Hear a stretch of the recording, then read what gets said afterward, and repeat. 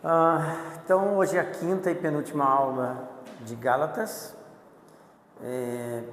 sendo que nós vamos ver hoje o capítulo 5, capítulo 6, que quem acompanhou, quem viu o capítulo 1, 2, 3 e 4, o capítulo 5 e o capítulo 6 fica bem mais fácil de entender corretamente aquilo que Paulo quis passar.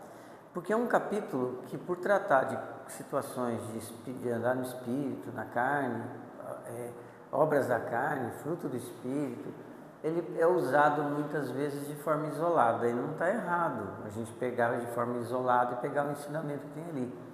Mas é importante a gente entender, dentro da dinâmica da carta de Paulo, o que ele estava querendo dizer.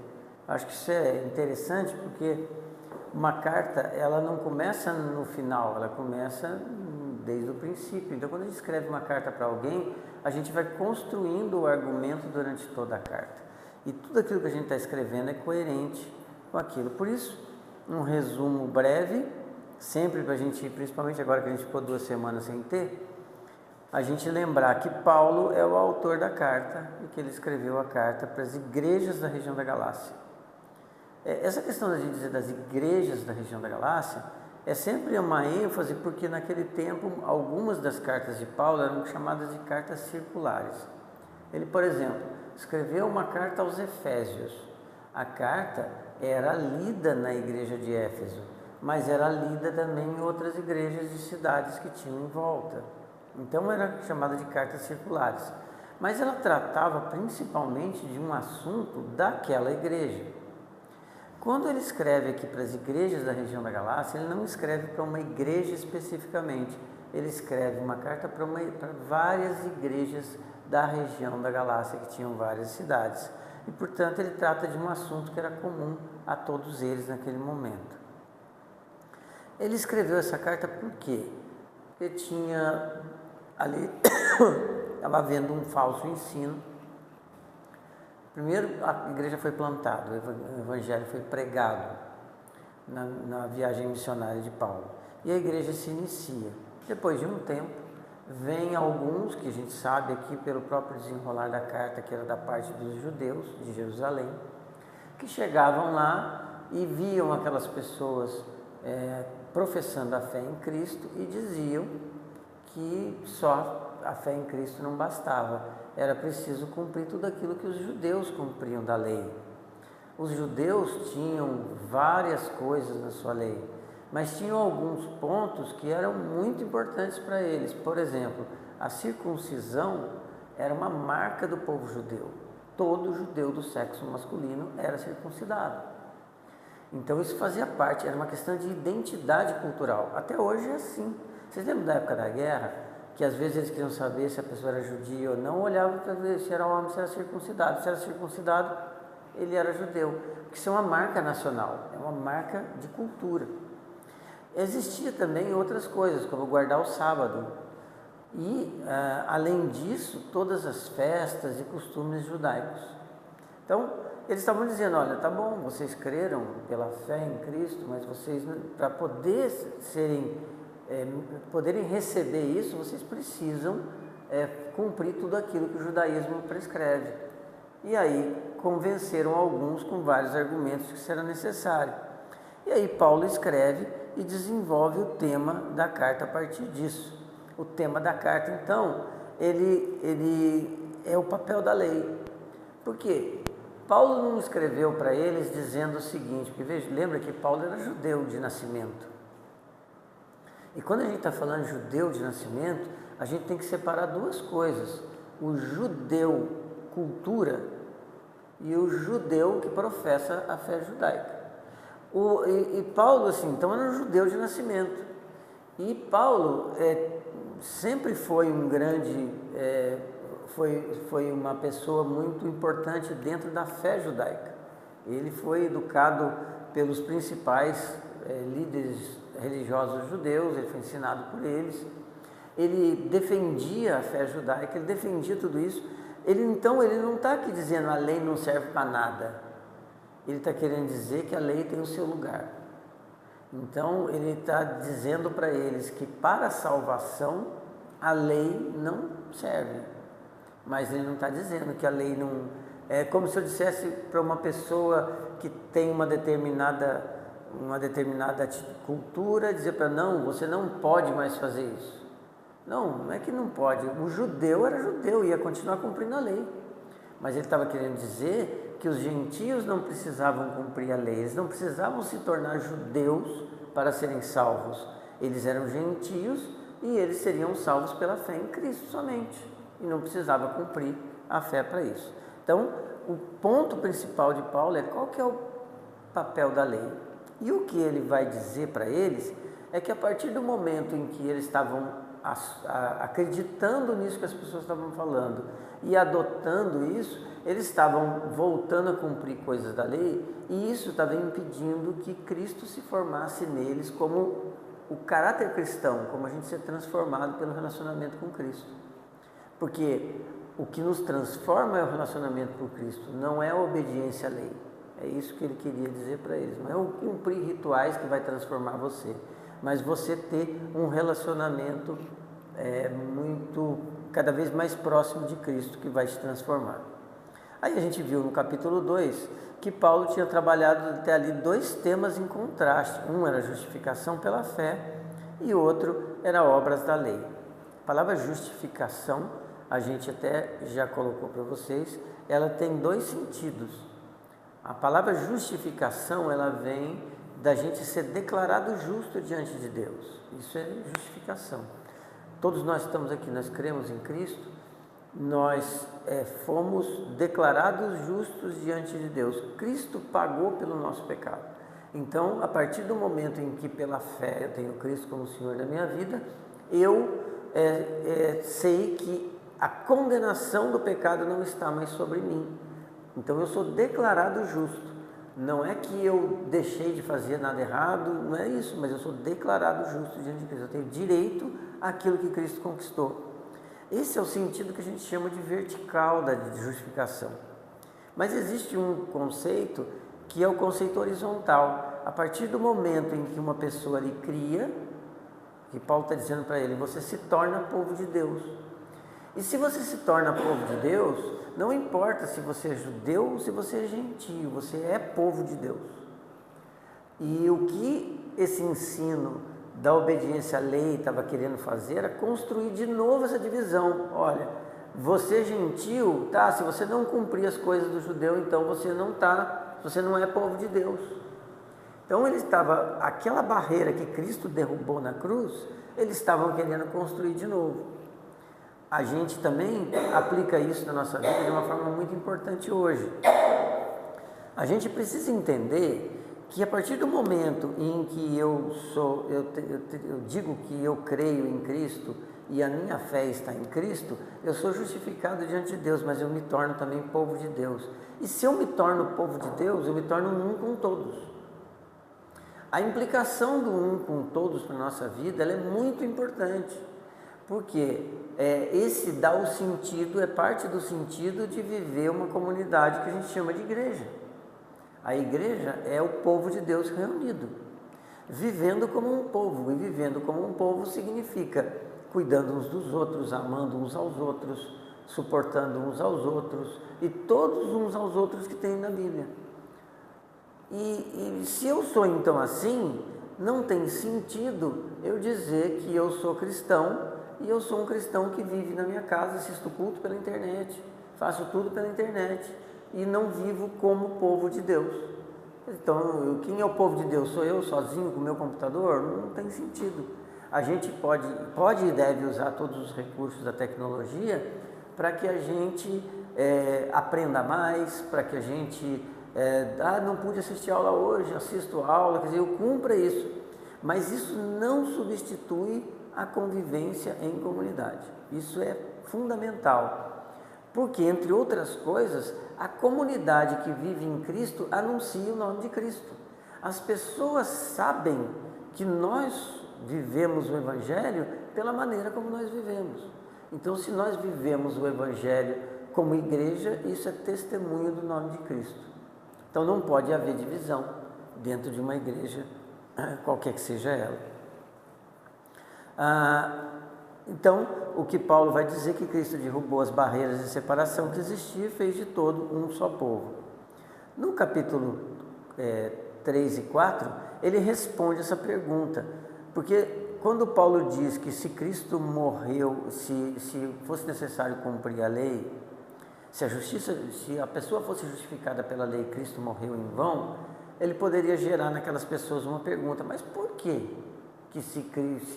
Por que se eu de repente começar a cumprir a lei, eu estou dizendo que Cristo morreu em vão? Ele responde isso no capítulo 3 e 4 exatamente com essa questão da liberdade e da escravidão. Ele contrapõe o que é ser escravo e o que é ser livre. E isso ele vai fazendo para dizer o seguinte: a lei, cumprir a lei não leva ninguém à salvação. Então, e ele termina o capítulo 4 usando um exemplo que para os judeus era muito, muito marcante, que era o exemplo de Sara e de Agar. É o filho da escrava e o filho da livre. Então ele usa esse exemplo no final do capítulo 4 para poder dizer que um era filho da escrava e o outro era filho. Usou da própria cultura judaica para ilustrar o argumento dele a respeito de que a lei não nos tornava livres, mas a fé nos tornava livres. Eu sempre digo isso, e eu não sei se você compreende muito bem essa questão da liberdade em Cristo. Porque você pode viver uma fé em que você tem uma transformação de atitude. Você, por viver junto com as pessoas, e você vive de repente muito junto com as pessoas da igreja, sai com as pessoas da igreja, só conversa com as pessoas da igreja, e você tem a sua atitude mudada, porque junto com as pessoas você muda de atitude de acordo com a atitude do grupo, geralmente. Então eu posso ter uma mudança de atitude. Agora, isso não necessariamente significa uma mudança de valores interiores. Porque eu posso muitas vezes fazer simplesmente porque todo mundo faz. Mas quando existe uma transformação de valores, mesmo que eu não esteja no grupo, eu vou agir da mesma maneira. Então eu estou aqui, meu linguajar aqui é um, lá fora é outro. Então provavelmente os meus valores não foram ainda totalmente transformados. Então eu me comporto de maneira diferente. Quando os meus valores são transformados, o meu linguajar aqui é o mesmo linguajar ali, né? Então, essa questão da liberdade em Cristo não está que eu não posso mais fazer certas coisas porque eu sou crente. A liberdade em Cristo está no seguinte: eu posso fazer, mas eu não quero fazer. E eu não quero fazer por quê? Porque senão Deus vai me castigar? Não, por amor àquilo que Cristo fez por mim. Essa é a transformação. É entender que eu passo a viver eu passo a ver o mundo de uma outra maneira. E aí eu vivo todas as coisas pela fé e não mais por regras. Essa talvez, porque a gente não vive hoje num tempo em que eu tenho, você tem que circuncidar, você tem que guardar o sábado. A gente não vive isso, mas a gente vive uma outra coisa que talvez seja tão perigosa quanto isso. É uma vida legalista ou uma vida de liberdade na fé. A vida de liberdade na fé está em vários argumentos que a gente pode, várias coisas que a gente pode usar, tá? Eu tenho a liberdade em tudo, mas aquilo não me serve. Aquilo não é coerente com uma vida em Cristo e, portanto, eu não vivo assim, tá? No capítulo 5, então, que é o que a gente vai ver hoje, Paulo vai tratar, dentro desse raciocínio que ele está desenvolvendo, da questão de carne e do espírito. Ele vai estar fazendo uma transição, então, no início do capítulo 5, do conceito de liberdade e escravidão, daquilo que ele trabalhou no capítulo 4, está dizendo: olha, se você for seguir a lei, você é escravo. Agora, em Cristo você é livre. É isso que, resumindo, ele está dizendo ali. Então ele está fazendo uma contraposição. Aqui ele vai fazer uma transição no começo do capítulo 5, desse argumento de escravo e livre para o argumento de carne e espírito, que é o que ele termina no capítulo 5. Tá? Então vamos ver o que ele escreve lá. Eu coloquei aqui na NVI para vocês. Tá? E eu deixei grifadas algumas palavras que são muito importantes. Isso é uma coisa que vocês acostumem a fazer quando vocês estiverem lendo um determinado trecho da Bíblia, e vocês estão estudando isso, tentar observar palavras que se repetem muito. E aí você vai observar, e algumas palavras que são relacionadas a ela, você vai poder talvez tirar daquilo ali o ensino que ele quer dar. Versículo 1 então, foi para a liberdade, lembra, nós estamos fazendo a transição de liberdade e escravidão para carne e espírito. Ele começa, foi para a liberdade que Cristo nos libertou. Portanto, permaneçam firmes e não se deixem submeter novamente ao jugo da escravidão. Se você entendeu que liberdade é viver pela fé, escravidão é viver pelas obras da lei, ele está dizendo o seguinte: Cristo te libertou para a liberdade, não se submeta mais ao jugo da escravidão. Perceba que liberdade aqui não significa ser livre do pecado, tá? Mas livre da maneira como vocês viviam antes. Nós somos livres da maneira como nós vivíamos antes. Nós temos em Cristo hoje a liberdade de viver da forma agradável a Deus. Então, liberdade aqui, você foi para a liberdade que Cristo nos chamou. Liberdade para eu ter vontade de fazer alguma coisa e não fazer. Porque se eu sou uma pessoa que faz tudo o que eu tenho vontade, eu na verdade sou escravo da minha vontade. A partir do momento em que eu tenho vontade de fazer algo, mas eu abro mão daquilo porque eu sei que diante de Deus aquilo é o melhor a ser feito, eu sou livre. Eu consigo ser livre até de mim mesmo. Então, o conceito de liberdade, Paulo, foi para a liberdade que Cristo nos libertou. Liberdade de cumprir regra. Liberdade da sua própria vontade. Liberdade dos seus pecados. Você é livre, você não deixou de pecar, mas você é livre dessa escravidão. E ele diz, permaneçam então firmes.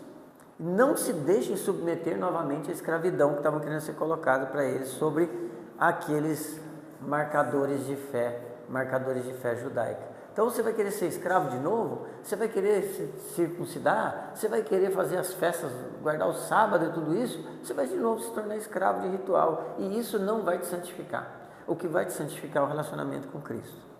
Versículo 2. Ouçam bem o que eu, Paulo, lhes digo. Caso se deixem circuncidar, Cristo de nada lhes servirá. Ele está escrevendo isso aqui para gentios. Então, gentios não eram circuncidados na infância como eram judeus. Se você se deixar circuncidar, você, na verdade, está dizendo que Cristo não valeu nada para você. Por quê? Porque você está dizendo que se eu não circuncidar, eu não sou povo de Deus. Espera aí, se você está dizendo que se você não circuncidar, você não é povo de Deus, então quer dizer que Cristo não é nada para você. Cristo morreu para você, não quer dizer nada, porque você tem que circuncidar, senão você não é povo de Deus. Dá para entender esse raciocínio? Versículo 3, de novo declaro, a todo homem que se deixar circuncidar está obrigado a cumprir toda a lei. Vocês que procuram ser justificados pela lei, separam-se de Cristo, caíram da graça. Esse versículo 4, ele é usado por algumas pessoas de forma fora do contexto para poder dizer que crente perde a salvação. Lê de novo para você ver, ó. Vocês que procuram ser justificados pela lei, separaram-se de Cristo, caíram da graça. Então, se você pega esse versículo, se eu chego para você e digo o seguinte, ó, crente pede salvação, é o que Paulo escreveu aqui, e eu pego esse versículo e coloco esse versículo separado, você lê, você fala, nossa, caiu da graça. Se caiu da graça é porque perdeu a salvação. É meio lógico se você lê dessa maneira, mas na verdade não é isso que Paulo está dizendo aqui. Dentro do contexto geral, o que ele está usando, esse caíram da graça aqui, separaram-se de Cristo, é uma metáfora para ilustrar que você está se afastando de Cristo. Daquilo, é o complemento do versículo 3, do versículo 2 e do versículo 3. Então, o que ele está dizendo é que você, a partir do momento em que você está procurando ser justificado pela lei, então você está dizendo que aquilo que você professou em Cristo não era nada. Você está dizendo que Cristo não é suficiente. Então, você está se afastando de Cristo.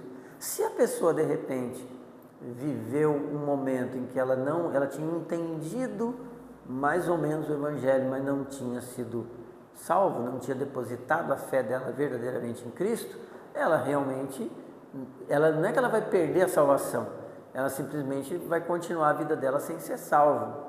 Se a pessoa era salva, entendeu e começou a cumprir, ela está se afastando de Cristo.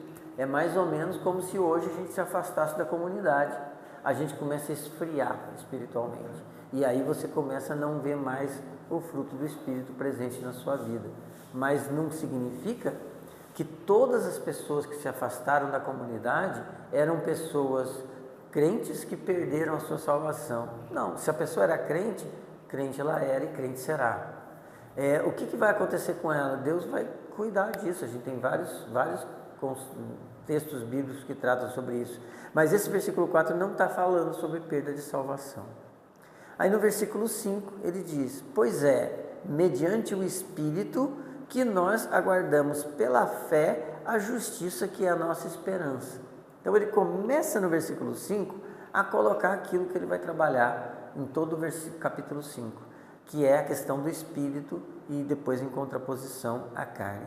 É mediante o Espírito que nós aguardamos a justiça, ou seja, aguardamos Cristo que virá, nossa esperança, para nos buscar e nos transformar.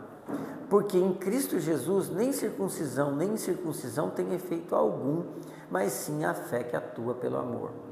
Então, ele não está dizendo que os judeus não deviam mais circuncidar, como eu já falei para vocês. Ele está dizendo que ser circunciso ou não ser circunciso não importa. O que importa é a fé em Cristo. E ele começa a colocar algo aqui já no versículo 6, que é muito importante dentro daquilo que Paulo vai tratar aqui. Paulo não vai tratar a questão de atitude, ele vai tratar a questão de virtude. E a principal virtude que ele coloca, ele já começa no versículo 6 a colocar, é o amor. É a marca de todo aquele que crê. Então o amor é a marca de todo aquele que crê. Então ele não vai focar nas nossas atitudes como crente, ele vai focar na virtude. A virtude é o fruto do Espírito: amor, alegria, paz. Veja, ele não está falando, fale dessa maneira, ajude os pobres, cuide disso. Ele fala de virtude, uma coisa que nasce dentro de nós, e não de atitude, tá? Versículo 7, ele diz então: vocês corriam bem, quer dizer, vocês ouviram o Evangelho, vocês creram. O que os impediu de continuar obedecendo a verdade? Percebe que ele está indignado com o que está acontecendo aqui. Tal persuasão não provém daquele que os chama. Os argumentos que estão levando para vocês não vêm de Cristo. Um pouco de fermento leveda toda a massa. Então ele está usando aqui um provérbio que Paulo já usou em outros lugares. 1 Coríntios 5, 6, por exemplo, ele cita a mesma coisa. O fermento dentro da cultura judaica, ele tinha uma coisa importante, porque o fermento, ele leveda, né? Azeda.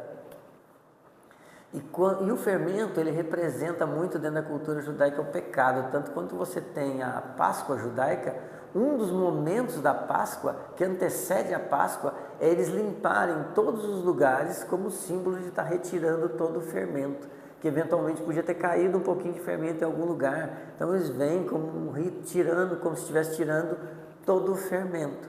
Então você tem que tirar todo o fermento. E aí ele usa isso no provérbio: um pouquinho de fermento leveda toda a massa.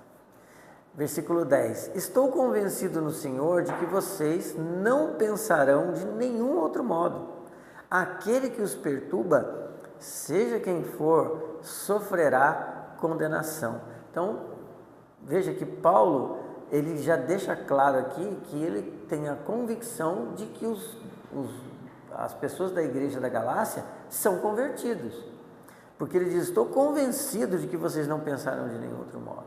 Então, ele está convicto de que realmente eles são crentes e que aqueles que os perturbam vão sofrer a condenação da parte de Deus por aquilo que estão fazendo. E você percebe que ele considera que realmente todos eles são crentes pelo versículo 11. Irmãos, ele chama de irmãos. Então, ele não está duvidando, não está escrevendo uma carta para pessoas que ele acha que não são crentes e que estão por uma casa. Ele está escrevendo uma carta para pessoas que ele sabe que são crentes.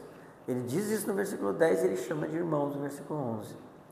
Se ainda estou pregando a circuncisão, por que continuo sendo perseguido? Nesse caso, o escândalo da cruz foi removido. O que tem aqui? O que se estou pregando? É porque talvez um dos argumentos usados por aquelas pessoas que foram até ali era usar o nome do próprio Paulo. Paulo é circuncidado. Se foi ele que pregou para vocês, então ele quer dizer para assim, se eu pregasse, se eu prego, por que eles estão me perseguindo? É porque eu não prego. Por isso que eles estão me perseguindo.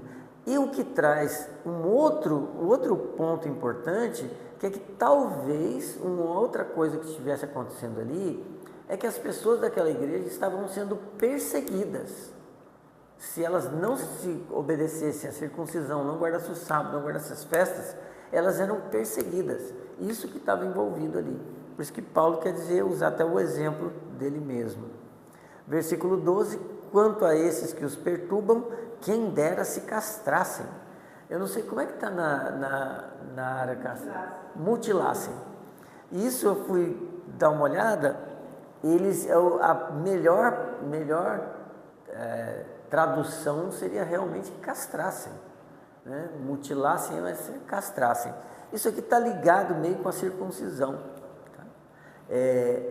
Então ele usa esse reforço, essa coisa que choca, para poder dar o exemplo da gravidade do que ele quer dizer. Aqui tem um detalhe interessante. Veja que Paulo não dá para as pessoas uma resposta do tipo sim ou não. Ele dá uma resposta que leva sempre as pessoas, dentro dos argumentos, a raciocinar e a tomar a melhor decisão. Ele coloca muito claramente os argumentos, mas nessa passagem aqui, o que ele vai trabalhar com eles é que não é uma questão de regra, é uma questão de motivação. Existem várias coisas na nossa vida de cristã de hoje, em que às vezes a pessoa chega e pergunta, o que você acha se eu fizer isso? A questão não é tanto o que fazer, mas o porquê fazer, né? Desde coisas básicas. Então, vamos dar um exemplo que talvez seja mais comum do nosso dia a dia, que a pessoa chega assim, uma pessoa que vem de fora, estou querendo mudar de igreja, estou querendo vir para cá, mas por quê? E aí, talvez você descubra por trás dessa motivação, uma motivação, o mudar de igreja é errado? Em si, não. Se eu estou aqui, vamos supor, eu estou aqui, mudei para São José dos Campos, e eu de repente tenho dificuldade para vir aqui, e vou viver igreja, vou viver comunidade lá, e quero ir para lá, qual o problema? Nenhum. Dentro da mesma cidade, nenhum. O mudar em si não é problema, o problema é o porquê. Por que eu estou mudando? Qual é a razão? Será que por trás da atitude não tem um pecado? Não tem uma motivação errada? Então, quando Paulo vai tratar isso aqui, ele não trata da questão da atitude, mas ele trata da motivação. É por isso que ele vai falar, quando ele fala de carne e espírito, ele contrapõe as atitudes da carne com as virtudes do espírito, com a motivação do espírito, tá? Que é o que ele vai começar a tratar a partir de agora. Então você vê que no 13, ele continua essa transição. Irmãos, vocês foram chamados para a liberdade, beleza? Lembra que ele falou isso lá no versículo 1. Agora, mas não usem a liberdade para dar ocasião à vontade da carne. Eu sou livre, mas eu sou livre inclusive da minha própria vontade. Eu não posso usar do argumento que eu sou livre para fazer o que eu quero. Eu tenho que usar da liberdade para inclusive abrir mão daquilo que eu quero, se a vontade de Deus não for essa para a minha vida. Então o desejo de obedecer a Deus tem que ser superior à minha própria vontade. Pelo contrário, sirvam uns aos outros mediante o amor. Então ele vai colocar aqui, ele vai começar a trabalhar a questão da virtude, e como eu disse, a principal delas no argumento de Paulo é o amor. toda a lei se resume num só mandamento: ame o seu próximo como a si mesmo. Então, você fala, não, mas peraí, a lei não diz isso, a lei diz, ame a Deus sobre todas as coisas e ao próximo como a si mesmo. Paulo, então, ele faz uma adaptação aqui, porque dentro do argumento que ele quer colocar, ele diz que a lei se resume, por quê? Porque ele está tratando do relacionamento deles como igreja, da obediência à fé. Por isso que ele não cita aqui a primeira parte do mandamento, que é ame a Deus sobre todas as coisas. Ele usa somente a parte, ele não está tirando o amar a Deus sobre todas as coisas, isso tem que estar claro para todos. Mas, se vocês se mordem e se devoram uns aos outros, cuidado para não se destruírem mutuamente. Então, você percebe que a parte aqui, se mordem ou se devoram, são palavras que são ligadas a tirar uma parte do corpo.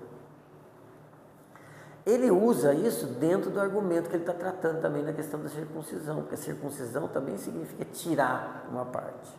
Então, por isso que ele usa isso. Não que as pessoas estavam se mordendo, se devorando, mas talvez, de uma maneira figurada, isso estava acontecendo, tinha uma divisão no meio deles. E ele aproveita o argumento da circuncisão para isso.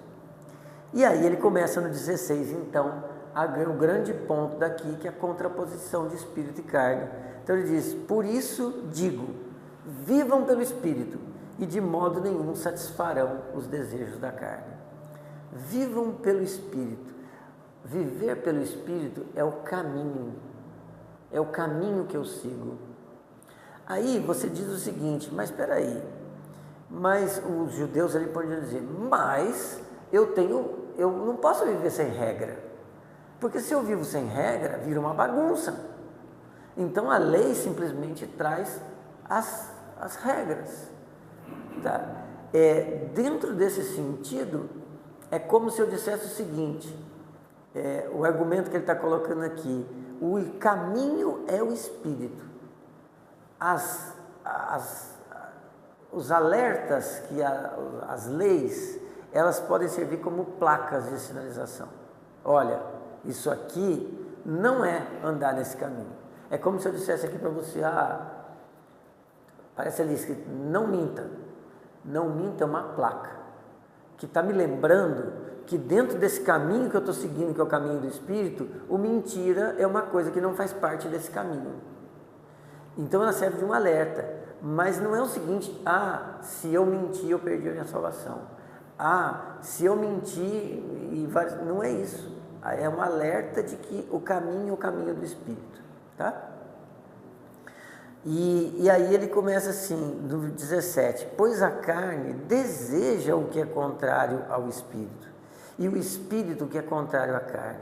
Eles estão em conflitos, um conflito um com o outro, de modo que vocês não fazem o que desejam. Então, ele diz, o que ele fala aqui no versículo 17, é algo que acontece o tempo todo na nossa vida. Porque se você é nascido de novo no Espírito, você vive em constante luta contra a sua própria carne. Se você não vive em luta com a sua própria carne, talvez seja porque você não nasceu do Espírito. Talvez o crente, ele não, se eu fui tentado, que bom que você foi tentado. Se você foi tentado, é porque você tem algo dentro de você mostrando o seguinte, olha, isso é errado. Aquela pessoa que faz o que quer, que não está nem aí, é porque não tem o parâmetro do Espírito. Tá? Então, é isso que ele está dizendo aqui. Se existe uma guerra dentro de você, é porque você não está mais dentro daqueles que lutam somente pela carne, por fazer a vontade da carne. Mas você está dentre aqueles que lutam contra a carne. Ele então está colocando de uma maneira em que Paulo divide assim, é como se o mundo dividido segundo Paulo.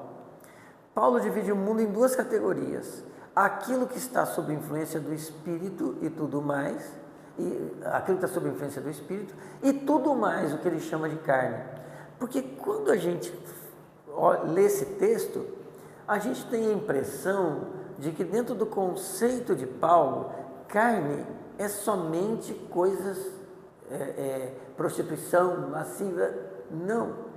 Dentro do conceito dele, tudo aquilo que está fora do espírito é carne. Isso é importante porque carne é definida não apenas pela questão material, pela materialidade, pelo pecado, mas também pela orientação de vida segundo os propósitos de Deus. O que coloca dentro do conceito que Paulo está tratando com esses crentes aqui, que o legalismo é uma prática da carne. Dentro do conceito deles ali, o viver segundo a lei era uma prática da carne, não era uma prática do Espírito. O dizer que para eu ser aceito por Deus eu preciso seguir a lei, era uma obra da carne. Era uma atitude que envolvia a carne, não vinha do Espírito. Dentro do nosso conceito hoje, viver uma vida legalista muitas vezes corre o risco de estar me levando a viver uma questão da carne.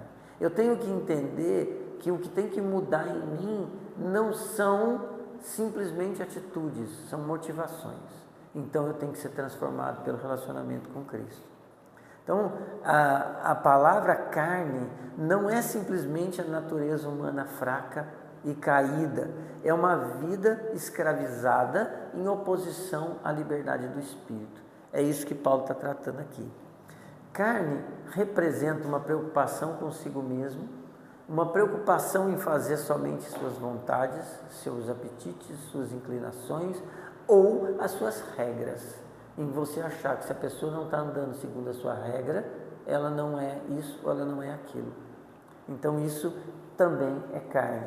E a gente tem que entender que a carne ela é corrompida na fonte, na natureza. Sempre vai inclinar para algo que é diferente daquilo que Deus tem para nós.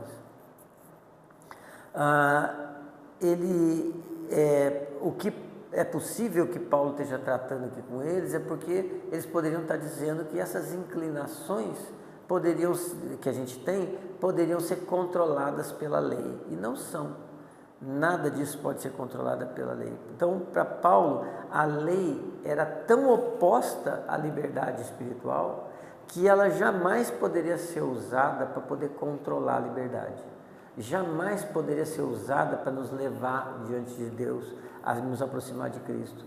Então, o que eu aplico isso muitas vezes para mim mesmo é que seguir regra é algo que não controla o meu interior, porque no momento em que eu estiver de uma maneira que só Deus me vê, como se fosse pouco, né? Mas só Deus me vê, a regra não está presente. E se Deus não estiver sob o controle da minha vida, eu vou seguir as minhas vontades e não aquilo que é o que significa ser transformado. Então, a liberdade do Espírito é o antídoto tanto para a escravidão da lei, hoje representada pelo legalismo, quanto para a liberdade restrita. Eu entender a liberdade no Espírito significa poder viver sem necessidade da regra para me controlar e sem viver uma vida de libertinagem, fazendo o que eu quero. Eu vivo segundo a vontade de Deus.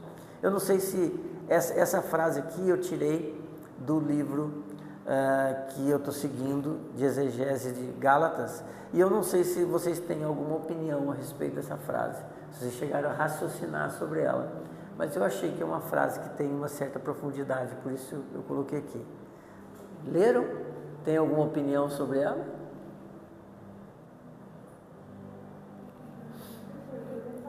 Depois vocês falam.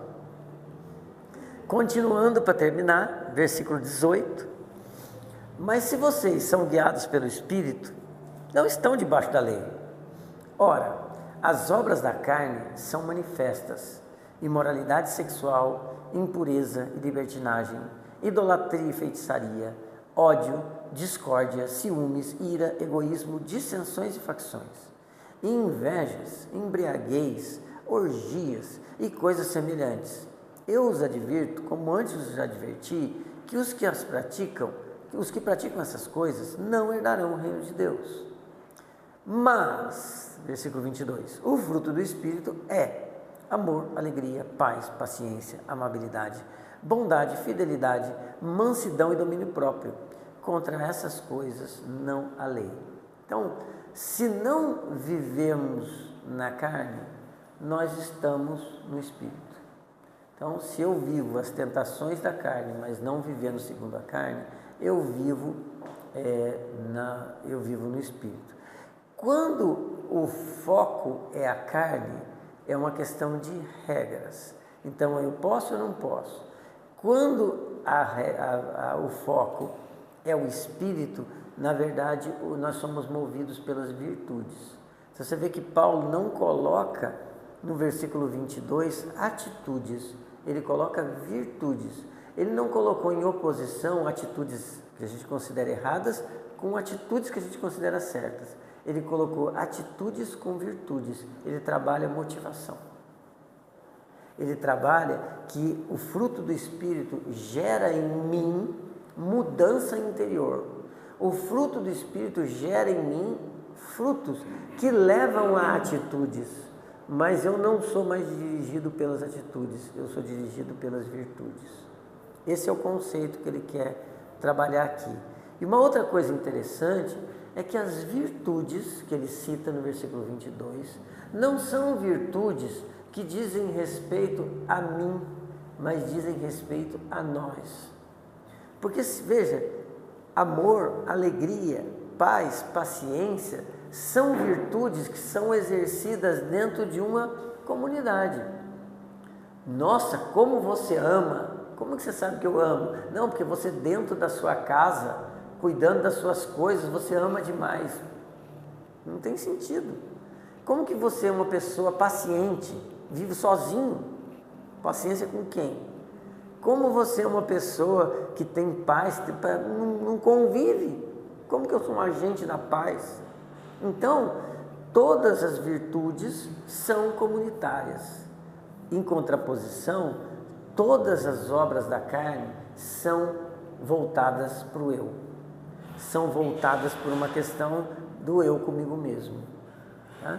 Então, ele deixa isso muito claro. E ele diz o seguinte: contra essas coisas não há lei. Por quê?